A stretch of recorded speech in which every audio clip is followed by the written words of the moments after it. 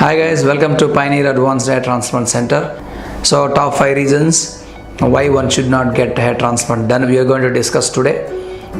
There are a few points we should consider why one should not go with hair transplantation procedure.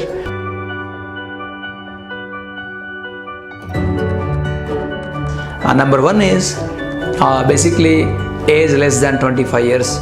We do not consider doing transplant because further hair fall is a problem in those patients. So minimum age we should consider is 25 and above, because you should understand it, when you have complete hair fall is stopped, then only hair transplantation procedure will help you. So one should not consider age less than 25. That is the reason. So you have to speak to your doctor about medication to stop the further hair fall. Then if you are not going for transplant, what you can do is maybe you can consider taking PRP injections, or you can consider taking medications.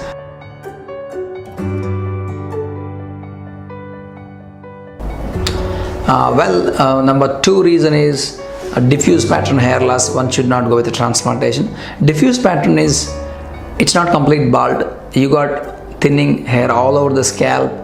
So diffuse pattern guys can consider going with the PRP rather hair transplant. Details about your diffuse pattern case, you speak to your doctor and get the better information about it.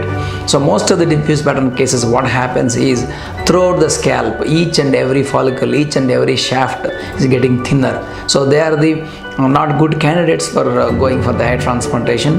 So hair transplantation is useful only when you got a very thick hair in the back and there is no hair in the front, completely baldness.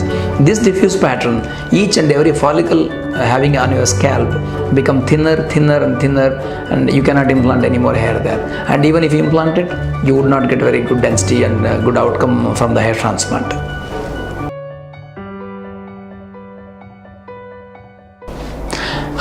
Number 3 important reason not to go for hair transplant is if you are a candidate expecting hair on the temple angles, that is the corners and even in the forehead area.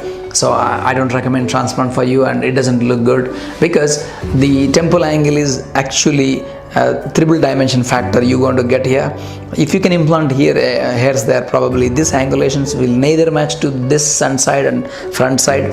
So you cannot able to implant a very natural way, and you will be wasting a lot of grafts there, which looks really awkward after the transplantation. So one should not consider doing hair transplant in the corners or temple angles. Our second reason is if you implant your hair very front on the forehead, probably that looks definitely weird hair transplant and bad outcome also, and you are wasting more grafts there also. One should not think about getting a hair transplant done on the forehead and temples. This is the reason. And another point is you will be requiring 1 centimeter down. If you can draw the hairline which extends to temple angles, almost requires more than 500 to 600 extra grafts. Having 500 to 600 extra grafts actually makes sense to implant in the back. So consider wisely. Remember one point: your donor area, donor hair number is always limited and constant. No way you're going to increase the number of the follicles by doing hair transplant done. This hair transplantation only, we are taking it from the back side and implanting it. You should be knowing how wisely you're supposed to implant the grafts, which better angle. If you unnecessarily bring it down, rather not getting good results, it looks very bad and awkward. It happens to see hundreds of cases in my practice about this wrong angulations and wrong placement of the hairline.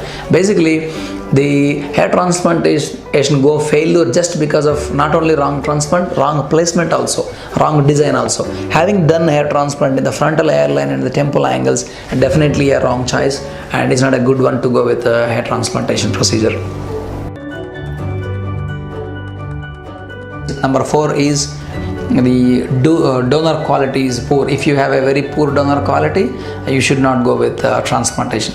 The poor donor quality means probably if you see with your naked eye, sometimes you will not understand it is a good quality or poor quality. There is a 3 parameters we should look into. Usually what we do is we observe, number 1 is how many grafts that are located, that are present in one given square centimeters, one parameter. Parameter 2, what is the number of follicles each graft do your donor have it? That is number 2. Number 3 is what is the thickness of each shaft, each follicle. So all these 3 parameters, one important step. Another parameter is what is the donor area, that means scalp dimensions in the back. you got a very big scalp or small scalp, which decides your donor quantity also. So one reason is quality, second reason is quantity. So quality means again this thickness, how many follicles are there in graft, what are the number of grafts present in one given square centimeter. These are the parameters which can help you to get quality and quantity grafts.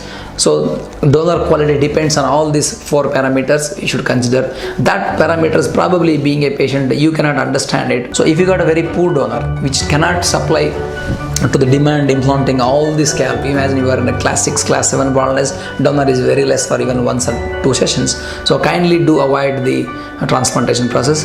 You talk to your doctor, your donor is quality is best or not, which can help you better to decide to go with a transplant or not. So poor donor quality overall, we can say you are not a good candidate to go with transplantation.